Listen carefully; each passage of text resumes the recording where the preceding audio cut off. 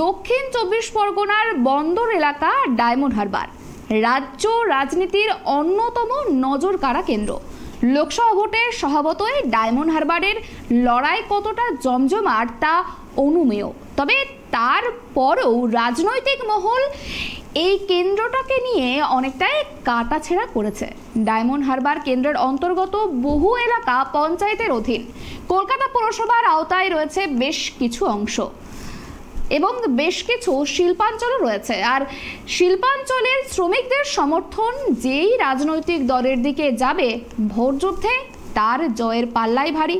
আর আজ আমরা আলোচনা করব সেই ডায়মন্ড হারবার লোকসভা কেন্দ্র নিয়ে, এবং আমার সঙ্গে রয়েছে আমার সহকর্মী সত্যজিৎ পাল। সত্যজিৎ দা, অনেক স্বাগত আমাদের সঙ্গে থাকার জন্য।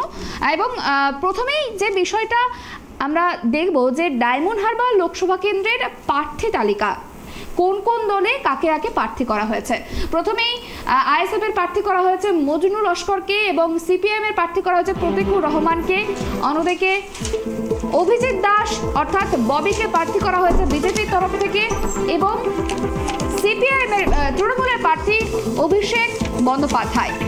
তৃণমূলের তরফ থেকে অভিষেক বন্দ্যোপাধ্যায়কে প্রার্থী করা হয়েছে বিজেপির প্রার্থী অভিজিৎ দাস। ডায়মন্ড হারবারের আইএসএফ প্রার্থী করা হয়েছে মজনু লস্করকে এবং ডায়মন্ড হারবারের সিপিআইএম প্রার্থী করা হয়েছে প্রতীকুর রহমানকে।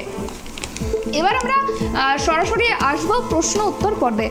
সত্যজিৎ, দেখো যে বিষয়টা প্রথমেই আমি বলবো যে দীর্ঘ প্রতীক্ষার পর অবশেষে কিন্তু বিজেপি প্রার্থী দিয়েছে। প্রথমেই তৃণমূল প্রার্থী ঘোষণা করেছিল এবং সেখানে প্রার্থী ছিল অভিষেক বন্দ্যোপাধ্যায়, এবং তারপরেই বিজেপি প্রার্থী দিয়েছে এবং সেখানে প্রার্থী করা হয়েছে অভিজিৎ দাসকে। সেক্ষেত্রে লড়াইটা কতটা হাড্ডাহাড্ডি হবে? দেখো, ডায়মন্ড হারবার লোকসভা কেন্দ্র কিন্তু বাংলার সবথেকে গুরুত্বপূর্ণ লোকসভা কেন্দ্র।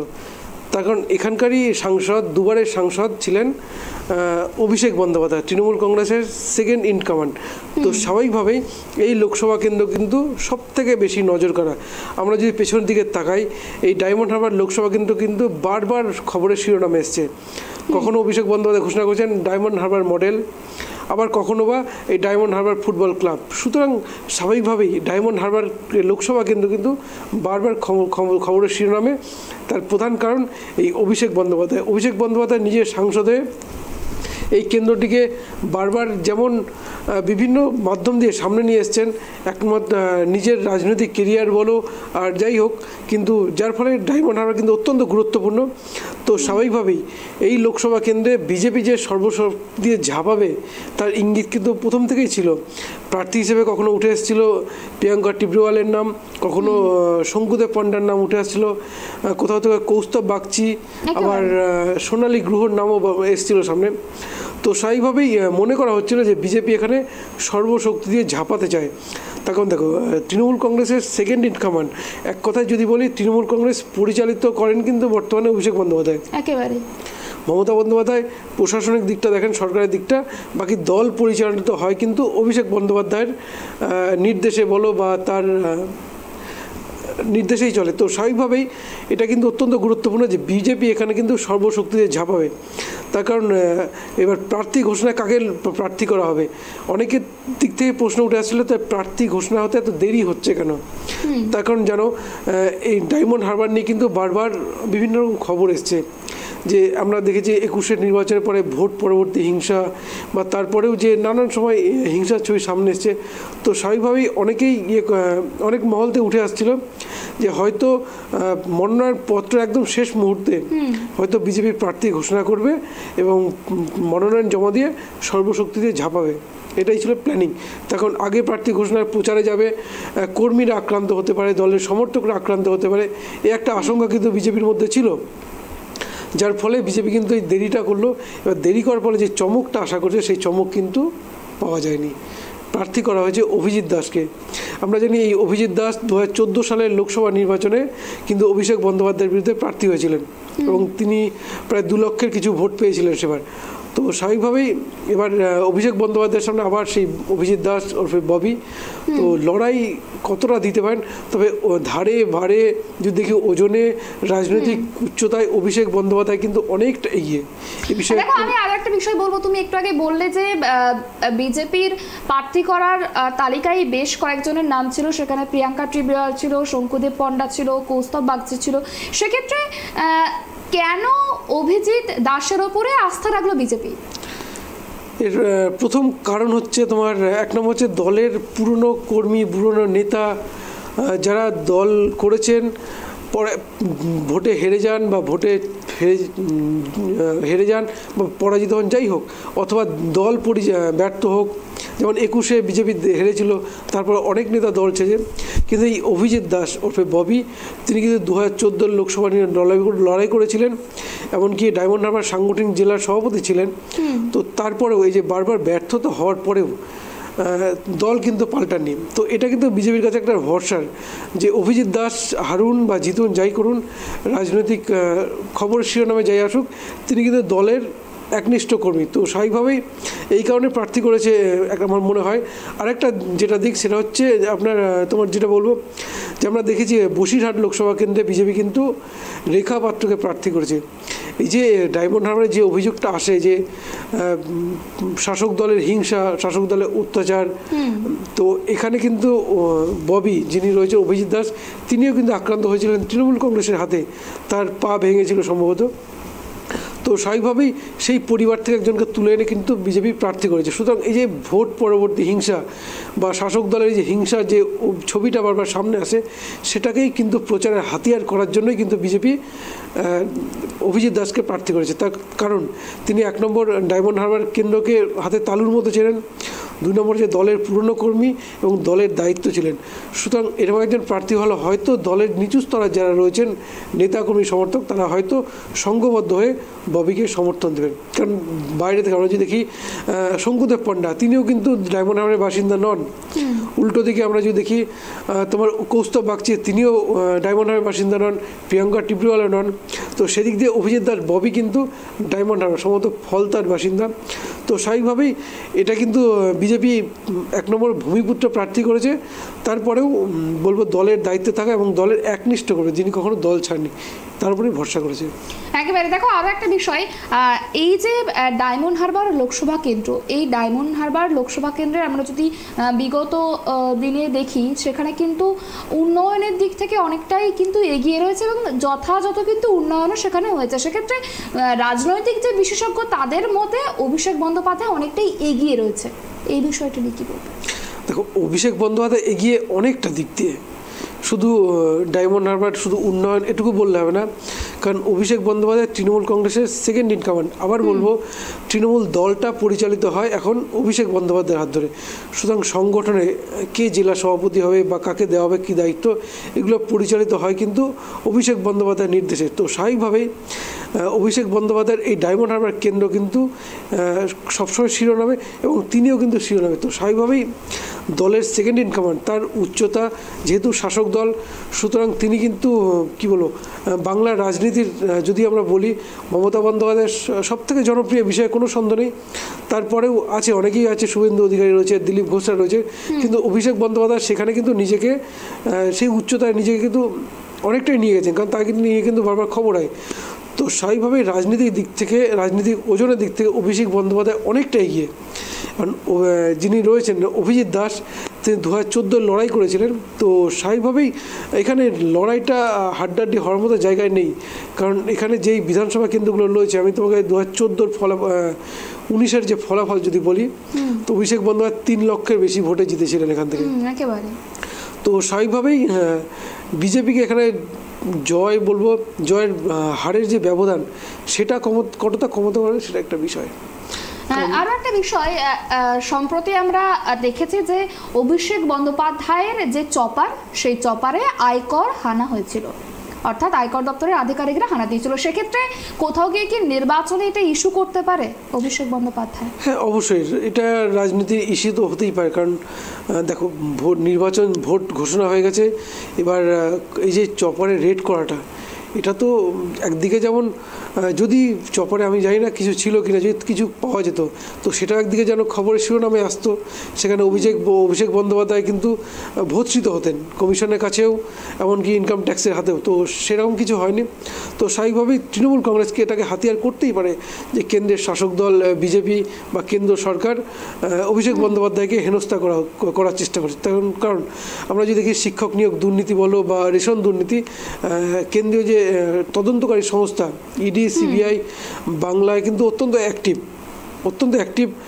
প্রত্যেক দিনই বিভিন্ন জায়গায় তল্লাশি চলছে, তদন্ত চলছে।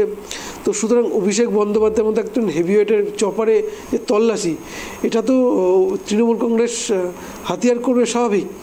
তো হাতিয়ার করলে সেটা কিন্তু যদি বিজেপির থেকে এটা করানো হয় বা কেন্দ্র সরকার যদি এটা ইচ্ছাকৃতভাবে করে থাকে কাউকে যে অভিষেক বন্দ্যোপাধ্যায় বেকায়দা ফেলায়, তাহলে কিন্তু এটা কিন্তু বিজেপির বিপক্ষে যেতে পারে।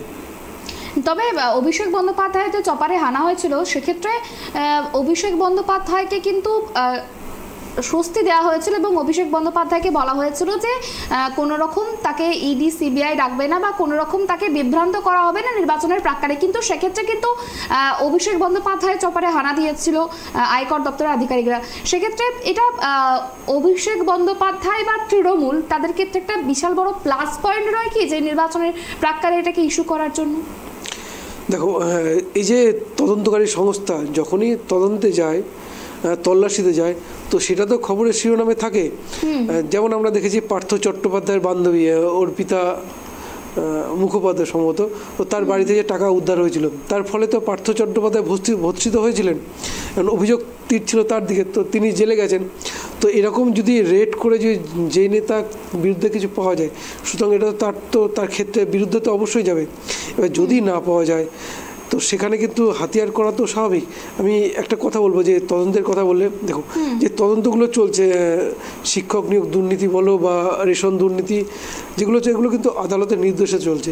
তো স্বাভাবিকভাবেই আদালতের যেমন অর্ডার হবে তো তার উপরেই কিন্তু ইডি সিবিআই তদন্তের গতি বাড়াবে। কিন্তু আয়কর দপ্তরের উপরে কিন্তু আদালতের এরকম কোনো নির্দেশ ছিল না। তো স্বাভাবিকভাবেই আয়কর দপ্তর কিন্তু, আর যে ভোটে আমরা শুনেছি বারবার সামনে এসছে যে কালো টাকা ব্যবহার, তো আয়কর দপ্তর এখানে করতেই পারে, সেটা কোনো ব্যাপার না। কমিশনও যে কালো টাকা কোথাও পাচার হচ্ছে কিনা, ভোটের ব্যবহার হচ্ছে কিনা, এটা কিন্তু কমিশনও কিন্তু এটা কিন্তু অনেক সময় রেড করতে পারে, তল্লাশি করতে পারে, এমনকি আয়কর দপ্তরও করতে পারে।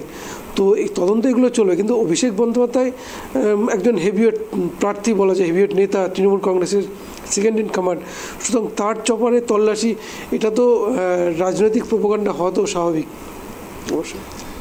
আরও একটা বিষয় দেখো, যে এই যে ডায়মন্ড হারবার কেন্দ্র, এই ডায়মন্ড হারবার কেন্দ্রের যে লড়াই, সেই লড়াইটা কি এবার দ্বিমুখী হবে? অবশ্যই দ্বিমুখী হতে চলেছে। তখন ডায়মন্ড হারবারে আমরা যদি দেখি, এটা কিন্তু সিপিএমের একসময় শক্ত ঘাঁটি ছিল। একেবারে 2009 সালে, এটাও 2004-এও কিন্তু তৃণমূল বিপুল মার্জিনে জয়লাভ করেছিল, শ্রমিক লাহিড়ী কিন্তু জিতেছিলেন। তো 2014 সালে তৃণমূল কংগ্রেস দেখো দলের সেরকম নেতাদের কিন্তু ভরসা করতে পারেনি। প্রার্থী করেছিলেন কাকে?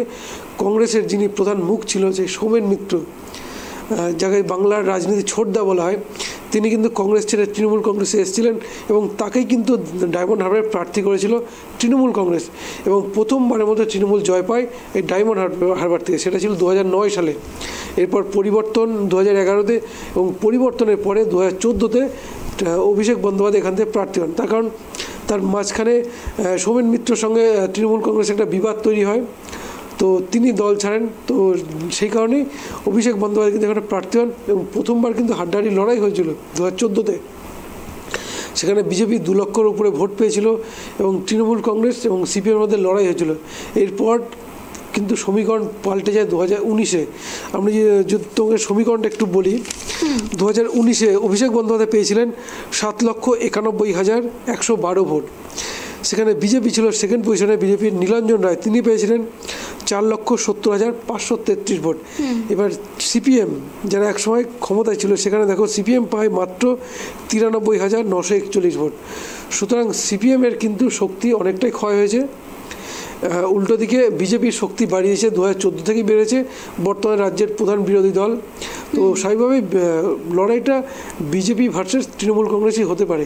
আর একটা জিনিস হতে পারতো, কারণ আমরা একটা চমক দেখেছিলাম যে আইএসএফের যিনি রয়েছেন বিধায়ক ভাঙড়ের তোমার নওশাদ সিদ্দিকী, তিনি কিন্তু একসময় ঘোষণা করেছিলেন যে ডায়মন্ড হারবারে অভিষেক বন্দ্যোপাধ্যায় প্রার্থী হবেন।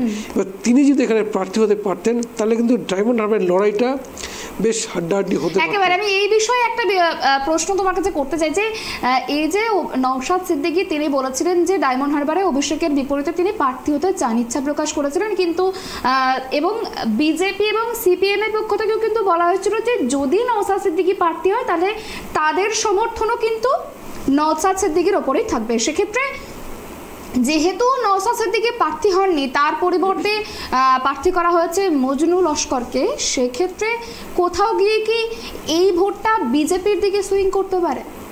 না দেখো, আইএসএফ যেই লেভেলে রাজনীতিটা করে বা ওদের যে ভোট ব্যাংকটা সেটা কিন্তু শুধু ডায়মন্ড হারবার না, আমরা দেখেছি অন্যান্য জেলাতেও তৈরি হয়েছে।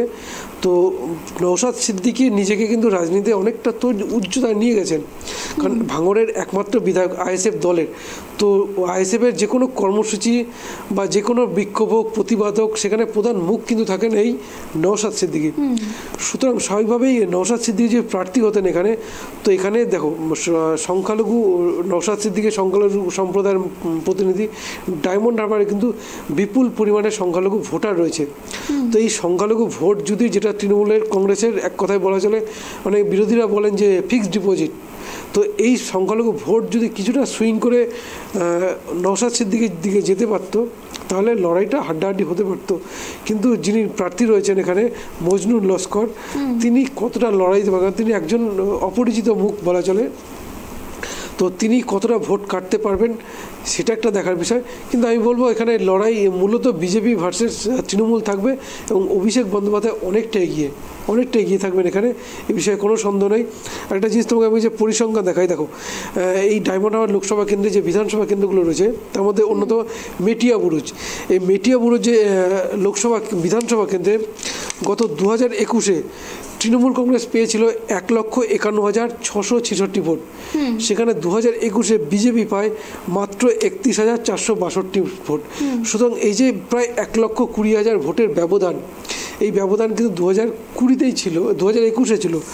তো এখানে আমরা 2019-এ দেখি, 2019-এ মেটিয়া বুরুজে অভিষেক বন্দ্যোপাধ্যায় পেয়েছিলেন 1,19,978 ভোট, বিজেপি পায় 32,802 ভোট।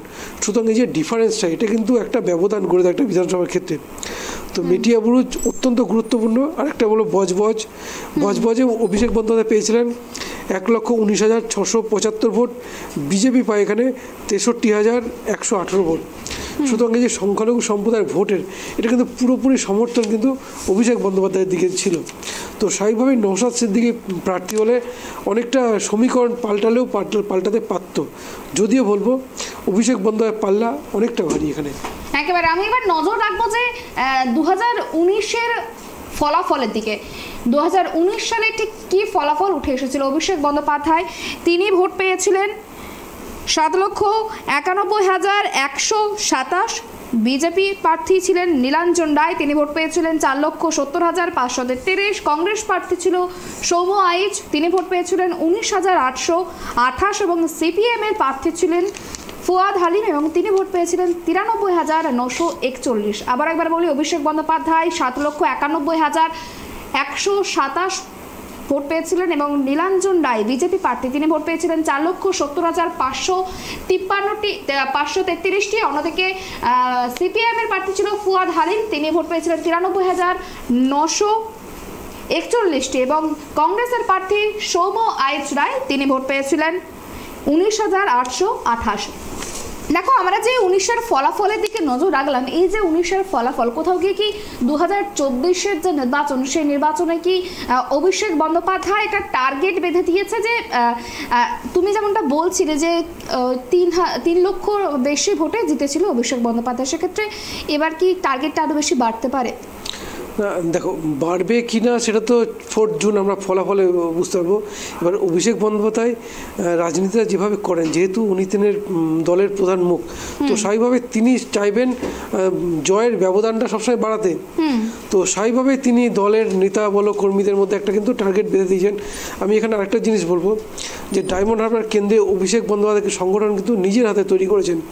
আমরা জানি যিনি তৃণমূল কংগ্রেসের যারা রয়েছেন বিধায়ক থেকে বলো সংগঠনে যারা রয়েছেন তারা কিন্তু প্রত্যেকেই অভিষেক বন্দ্যোপাধ্যায়ের ঘনিষ্ঠ। কারণ তার তো স্বাভাবিকভাবেই অভিষেক বন্দ্যোপাধ্যায়ের যদি আমরা দেখি শওকত মোল্লা আছেন, তো আরও যারা রয়েছেন তৃণমূল কংগ্রেস নেতা দক্ষিণ 24 পরগনায়, তো কাইজার রয়েছে, তো স্বাভাবিকভাবেই তারা কিন্তু চাইবেন যে তাদের নেতা অভিষেক ব্যানার্জিকে আরও বেশি ভোটে জেতাতে।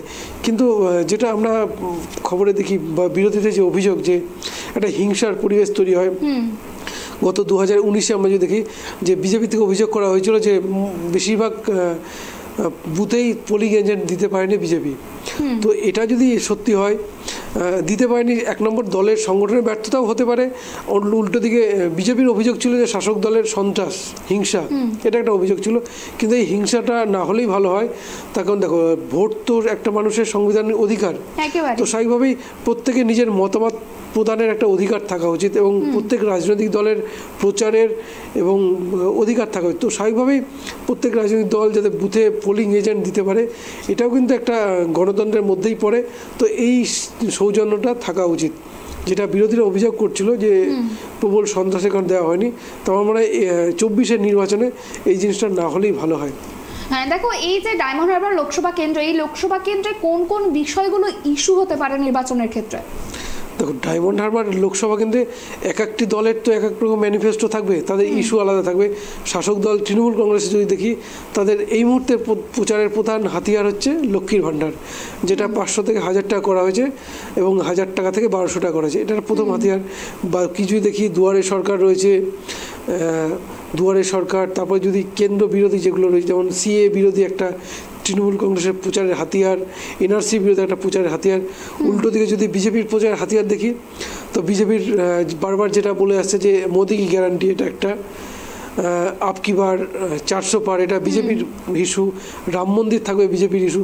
এছাড়া যদি দেখা, যেমন বিজেপি গতকালই যে ম্যানিফেস্টো ঘোষণা করেছে, তো সেখানে বিজেপি যে সংকল্পপত্র যেগুলো উল্লেখ করেছে যে আগামী 5 বছর বিনামূল্যে রেশন, তো এগুলোই এক এক রাজনৈতিক দলের প্রচারের হাতিয়ার, কংগ্রেসের তরফ থেকে প্রচারের হাতিয়ার। কিন্তু বলবো যেটা বাংলায় যেটা সবথেকে বড় সমস্যা, সেটা হচ্ছে কর্মসংস্থান। এটা কিন্তু অত্যন্ত গুরুত্বপূর্ণ, কারণ বাংলার বহু মানুষ কিন্তু কর্মসংস্থানের অভাবে কিন্তু পরিযায়ী শ্রমিক হিসেবে বিদেশে কাজ করতে যান। তো এখানে কিন্তু প্রত্যেক রাজনৈতিক দলকে এই জিনিসটা নজর দেওয়া উচিত, কারণ বাংলার শিল্প সংস্থানের কর্মসংস্থানের অত্যন্ত প্রয়োজন। কারণ কর্মসংস্থানের কাজের জন্য পরিযায়ী শ্রমিক যারা যাওয়াটা তো ব্যাপার না, কিন্তু বহু মানুষের কিন্তু মৃত্যু হয় ভিন রাজ্যে, তার পরিজন ছেড়ে যান, অথচ বাড়িতে ফেরে মৃতদেহ। তো এগুলো এখানে একটু প্রত্যেক রাজনৈতিক দলকে একটু নজর দেওয়া উচিত। একেবারে। দেখো, তোমার কাছে আমার শেষ প্রশ্ন থাকবে যে উন্নয়নের জোয়ারকে কাজে লাগিয়ে কি আবারও ডায়মন্ড হারবারবাসীর মন জয় করতে পারবে তৃণমূল? দেখো, তৃণমূল কংগ্রেসের কাছে ডায়মন্ড হারবার হচ্ছে এক কথায় বলবো, যদি সব থেকে সেফ সিট একটা। প্রথমত অভিষেক বন্দ্যোপাধ্যায় প্রার্থী, দলের সেকেন্ড ইন কমান্ড, সুতরাং তাছাড়া সংগঠনে যারা রয়েছে তারা অভিষেক বন্দ্যোপাধ্যায় ঘনিষ্ঠ, সুতরাং তারা সবসময় চাইবেন তাদের প্রিয় নেতাকে আরও বেশি মার্জিনে ডায়মন্ড হারবার থেকে নির্বাচিত করে পুনরায় লোকসভা পাঠাতে। আরেকটা জিনিস সেটা হচ্ছে তোমার এই ডায়মন্ড হারবারকে, আমি যে অভিষেক বন্দ্যোপাধ্যায় অনেক কর্মসূচি ঘোষণা করেন যে ডায়মন্ড হারবার মডেল, আমরা জানি কিছুদিন আগে কিন্তু তিনি প্রায় 70,000 বৃদ্ধ ভাতার দেওয়ার কথা ঘোষণা করেছিলেন, যেটা কিন্তু সরকারের তরফ থেকে নয়, পার্টির তরফ থেকে। সুতরাং এটাও কিন্তু তার পক্ষেই যাবে, তার কারণ বহু মানুষ কিন্তু এর ফলে উপকৃত হয়েছিলেন, বহু মানুষ টাকা পেয়েছেন, হাতে উপকৃত হয়েছেন। এছাড়া যদি দেখি ডায়মন্ড হারবার যে ফুটবল ক্লাব, এর ফলে ডায়মন্ড হারবারের অনেক ছেলেমেয়েরা নিজেদের খেলার মাঠে নিজেদের প্রকাশ করার সুযোগ পেয়েছেন, পাশাপাশি স্বপ্ন দেখার সুযোগ পেয়েছেন। এটাও কিন্তু একটা, কারণ সেরকম তো ক্লাব ডায়মন্ড হারবারে ছিল না, তো এটা যে নজরে আসা, এটাও কিন্তু অভিষেক বন্দ্যোপাধ্যায়ের কৃতিত্ব। তো স্বাভাবিকভাবেই এই ডায়মন্ড হারবার লোকসভা কেন্দ্রকে যে খবরের শিরোনামে নিয়ে আসা, চর্চা নিয়ে আসা, এর কৃতিত্ব অভিষেক বন্দ্যোপাধ্যায় পাবেনই। পাশাপাশি এই যে বললাম যে বৃদ্ধ ভাতা যেটা উনি দিয়েছেন যে 70,000 মানুষকে, তো স্বাভাবিকভাবেই এই জিনিসটা মানুষের কিছু পাইয়ে দেওয়া, তো এগুলো তো তার পক্ষে যাওয়া স্বাভাবিক। এগুলো তো ভোট পাওয়ারও একটা কৌশল। তো স্বাভাবিকভাবেই পাশাপাশি উনি সাংসদ, দুবারের সাংসদ, দলের সেকেন্ড ইন কমান্ড, সংগঠন নিজের হাতে, তো সরকার নিজেদের সরকার রাজ্যে, তো অনেকটাই অ্যাডভান্টেজ এখানে অভিষেক বন্দ্যোপাধ্যায়। একেবারেই অনেক ধন্যবাদ আমাদের সঙ্গে থাকার জন্য সত্যজিৎ দা তোমাকে। ডায়মন্ড হারবার লোকসভা কেন্দ্রের 7টি যে বিধানসভা, কোথাও তেমন কিন্তু মজবুত নয় বিজেপি সংগঠন, মাত্র কয়েকটি পকেটে বিজেপির অস্তিত্ব রয়েছে এবং বামেদের অবস্থাও কিন্তু তথৈবচ। ফলে অভিষেক বন্দ্যোপাধ্যায়কেই এই কেন্দ্রের জয়ী হিসাবে এগিয়ে রাখছেন বিশেষজ্ঞরা, অর্থাৎ রাজনৈতিক বিশেষজ্ঞরা। 2019 সালে অভিষেক 3,20,000-এরও বেশি ভোটে জয়লাভ করে। এবার সেই ব্যবধান 4 লক্ষ করার টার্গেট নিয়েছেন তিনি। তবে সবটাই নির্ভর করছে জনতা জনার্দনের কাজের ওপর। এখন কার মতোই 6টার বুলেটিন অর্থাৎ জেলার খবর এই পর্যন্তই। সঙ্গে থাকুন, দিতে থাকুন ট্রাইব টিভি। নমস্কার।